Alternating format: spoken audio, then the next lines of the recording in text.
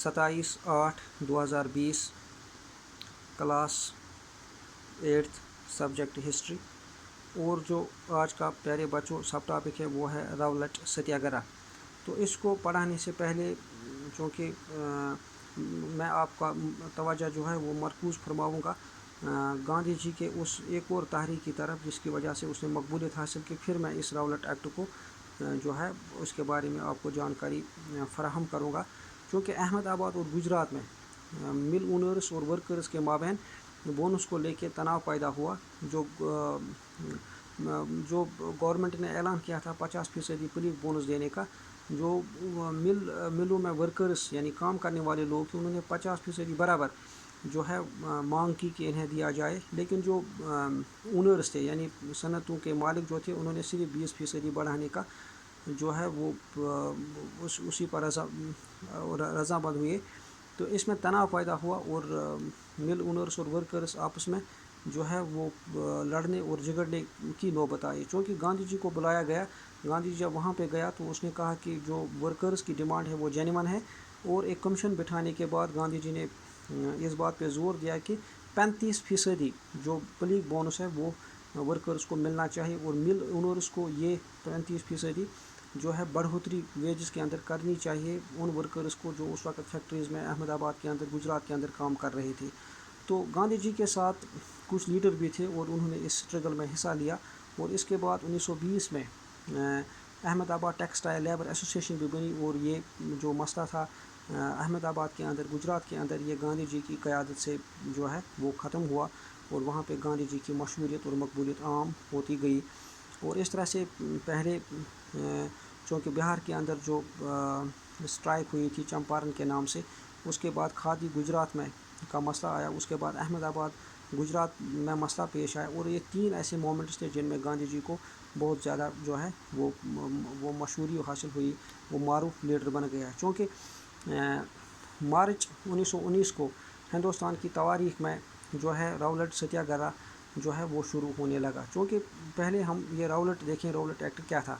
दरअसल मार्च 1919 को जो एक्ट पास किया गया उसका नाम रौलट एक्ट रखा गया। इस एक्ट के मुताबिक किसी भी हिंदुस्तानी को अंग्रेज़ जेल के अंदर 2 साल रख सकते थे बगैर किसी कोर्ट ट्रियल के। यानी अगर अंग्रेज़ किसी भी हिंदुस्तानी को एंटी इंग्लिश एक्टिविटी में मुलव्वस देखते, चाहे उसके खिलाफ सबूत हो या न हो, चाहे उस मशकूक निगाहों से, चाहे वो क्यों न मशकूक ही हो उनकी निगाहों में, उसको वो पकड़ते थे और उसको जेल में विदाउट एनी कोर्ट ट्रियल 2 साल की सज़ा जो थी वो काटनी पड़ती थी।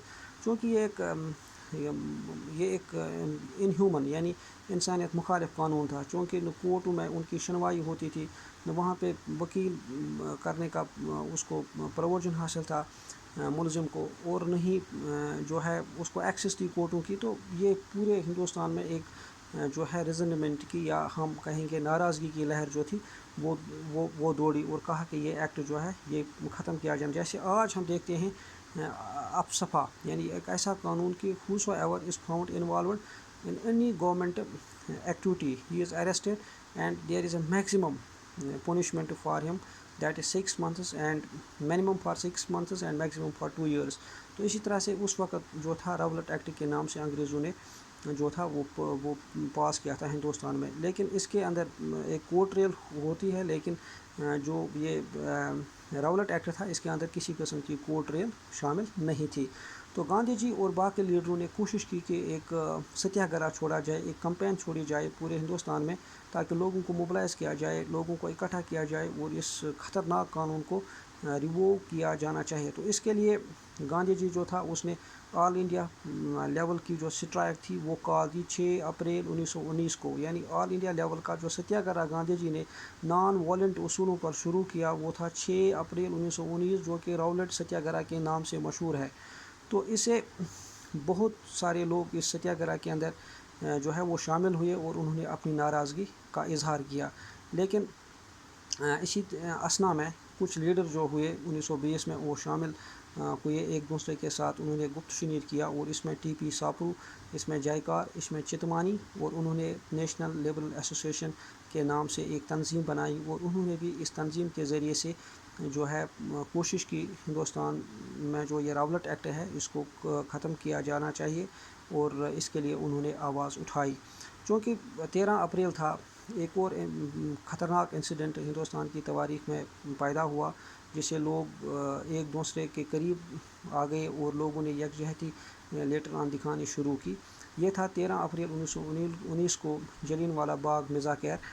چونکہ جب جلین والا باغ جو ہے، اگر اس کے تواریخی پس منظر دیکھا جائے، یہ واقعہ کہاں پہ ہوا، یہ واقعہ کیوں ہوا، اور یہاں پہ کتنے لوگ جو ہے وہ اس وقت مارے گئے، اور کون سا انگریز تھا جس نے لوگوں پر فائرنگ شروع کی، یہ ایک تواریخی واقعہ ہے، اور اس کو سمجھنا جو ہے وہ بہت ہی ضروری ہے۔ چونکہ جلین والا باغ مساکر 13 اپریل 1919 کو امرتسر کے اندر پیش ہوا۔ جلین والا دراصل ایک پارک کا نام ہے جو کہ امرتسر کے اندر ہے، اور اس پارک میں بہت سارے پروٹیسٹرز، جس میں مرد، جس میں عورتیں، جس میں بچے، اور بالخصوص اس میں زیادہ لوگوں کی تعداد جو تھے وہ بزرگ تھے، یعنی وہ بوڑھے تھے، جو زیادہ دوڑ نہیں سکتے، جو زیادہ جو ہے چھلانگ نہیں مار سکتے، اور یہی لوگ جو تھے یہ 13 اپریل بیساکھی کے دن وہاں پہ جمع ہوئے تھے پارک کے اندر، اور وہاں پہ باری باری جو ڈیمانسٹریٹرز تھے وہ آگے آ کر اسپیچ دیتے تھے، وہ آگے آ کر لوگوں کو اویئر کرتے تھے کسی خاص چیز کے بارے میں۔ اور وہ خاص چیز یہ تھا کہ 2 ہندوستانی لیڈر، ایک کا نام تھا سیف الدین کچلو اور دوسرے کا نام تھا ستیہ پال، ان کو انگریزوں نے اسی راولٹ ایکٹ کے تحت اریسٹ کیا گیا تھا، اور ان پروٹیسٹرز کی جینون ڈیمانڈ تھی کہ ان کی رہائی ہو جائے، یعنی سیف الدین کچلو کو رہا کیا جائے اور ستیہ پال کو بھی رہا کیا جائے۔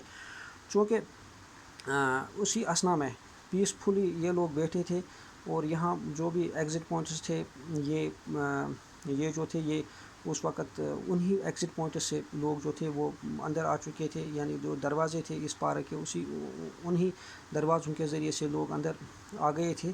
چونکہ جنرل ڈائر آیا بیچ میں، تو اس نے without any kind of a warning اس نے سب سے پہلے کارڈن آف کیا، اور اس نے ایک بھی وارننگ ان پروٹیسٹرز کو بھاگنے کی یا ان پروٹیسٹرز کو پارک چھوڑنے کے لیے نہیں دی، بلکہ آنن فانن جب اس نے سارے ایگزٹ پوائنٹس بند کیے، سیل کیے، اور اس نے اندھا دھند لوگوں پر گولیاں برسائی، اور کہا جاتا ہے کہ اس دردناک واقعے میں تقریباً 379 لوگ جو تھے وہ مر گئے، اور تقریباً 1137 لوگ جو تھے وہ وہاں پہ زخمی ہو گئے۔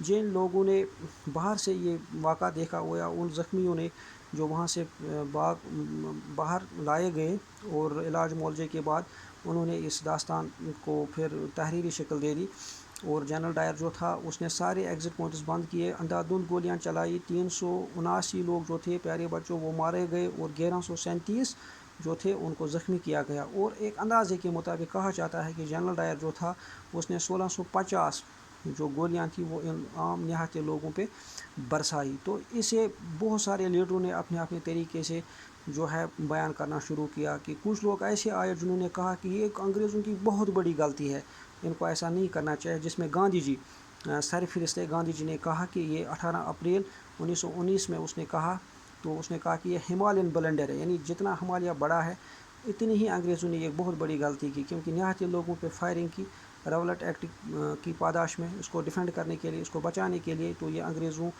سے غلطی ہوئی۔ تو ٹیگور کو پہلے ہی ایک ٹائٹل ملا تھا نائٹ ہوڈ کے نام سے، انگریزوں نے دیا تھا، تو مئی 30 1919 کو وہ ٹائٹل اس نے انگریزوں کو واپس کیا۔ تو اس کے مطابق جو اتیاچار، جو جس طرح سے گولیاں عام نہاتے لوگوں پہ برسائی گئی، ٹیگور ایک نیشنل لیڈر اس وقت مانا جاتا تھا، تو اس نے کہا کہ یہ ٹائٹل ہوڈ جو ہے، یہ نائٹ ہوڈ ٹائٹل جو مجھے انگریزوں کی طرف سے ملا ہے یہ واپس لے لیا جائے۔ تو گاندھی جی نے کیسری ہند جیسا ٹائٹل جو اس کو انگریزوں کی طرف سے بور وار کے اندر ملا تھا، انگریزوں نے اسے بور وار کے اندر دیا تھا کیسری ہند ٹائٹل گاندھی جی کو، تو اس نے واپس دیا۔ تو بدقسمتی کا عالم یہ تھا کہ ہنٹر کمیشن رپورٹ جب مئی 28 1919 کو آیا، تو جس میں جنرل ڈائر کو سارے ان الزامات سے بری کیا گیا جو ایٹراسٹیز، جو ایلیگیشنز اس کے خلاف ہندوستان کے اندر تھے، یعنی یہ ایک بہت بڑی بدقسمتی تھی۔ تو آج جو یہ ٹاپک میں نے آپ کو پڑھایا، اس میں نے آپ کو احمد آباد کے بارے میں جانکاری دی، ستیہ گڑھ کے بارے میں جانکاری کی، راولٹ ایکٹ کے بارے میں جانکاری دی۔